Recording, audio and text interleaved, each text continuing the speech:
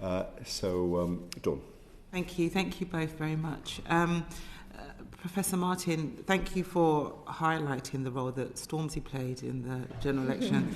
In his song, My President is Black, he says he's going to keep out of politics, so hopefully he'll listen to this session and know that he played a vital role. On that, are there any other areas that we should be concerned about in regards to our democracy and politics and cybersecurity? Yeah, so I'll be brief as I can.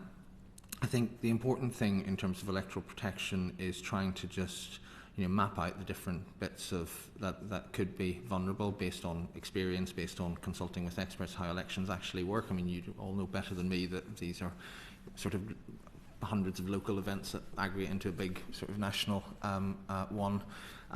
So if you look at the work government has done in the past on this, they have offered political parties, networks, support if they wish, because obviously it has to be done voluntarily.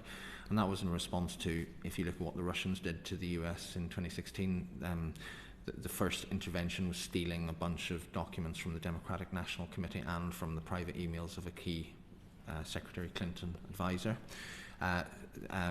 You look at, we did give guidance to parliamentarians, to local authorities for running the election safely, compilation of the electoral register, printing of ballot papers, that sort of thing. In fact, register to vote in the British system is one of the few actually nationally, centrally run services in the election, so you end up doing lots of outreach and protection to other organisations. Media is another one. That's in a sense to prevent hacking. Of course, there is now the problem of disinformation and AI and deepfakes and so forth, which is a slightly different problem where you have to do a lot of work with the platforms. I mean, Twitter sadly has abandoned content moderation to all intents and purposes, so that's more difficult. Facebook, actually, whatever other criticisms one may legitimately make of it, it takes it very seriously and tries to remove things as efficaciously as possible.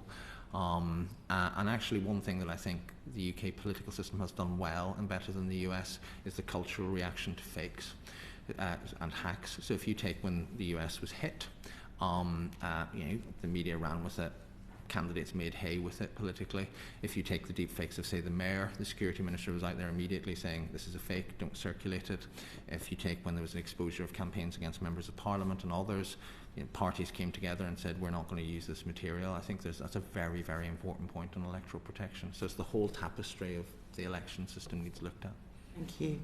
Professor Creese, what's the difference between sleeper cells and pre-positioning? Well, I'm not the expert. Perhaps Professor Martin will give you a better definition. But sleeper cells are essentially pre-positioned groups of individuals currently not activated. I guess you would find an example corollary of that in cyber, where people have pre-positioned and maybe not doing something, but often they'll be at least checking in a kind of that the heartbeat connection's still working periodically. My understanding of sleeper cells, I'm not the expert, is that might not be the case. Okay, thanks. I'll come back to Professor. Yeah, Professor Martin agrees with you. Professor agrees. And my last question is, how concerned should we be around computer repair centres? Professor Creese. Fascinating question. I'll deal with it two ways. Functionally, allowing somebody to repair your computer gives somebody opportunity to install something. So theoretically, that would be a potential point at which somebody could get some malicious software onto your system. Do I believe there's a significant threat or risk of that currently in the UK? Personally, I have not seen enough evidence to say that I would say that this is a big concern, but I do think functionally it's a potential risk that should be assessed. Thank you, Professor Creese. Professor Martin, did you have anything to add to that? Great answer. I would share the assessment. I think people have to make risk assessments. So if you are working some of the organisations I used to work for, you don't go to computer repair centres, just out of an abundance of caution. I think members of Parliament might want to take just sensible steps that they know it's reliable and trustworthy and has a good record.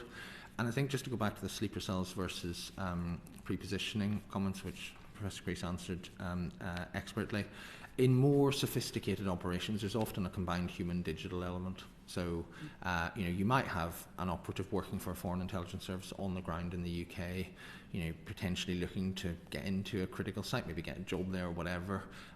It's not that common, but at the top end of the threat, you need to worry about that sort of human versus human and technical interaction. Right. Thank you very much. Thank you.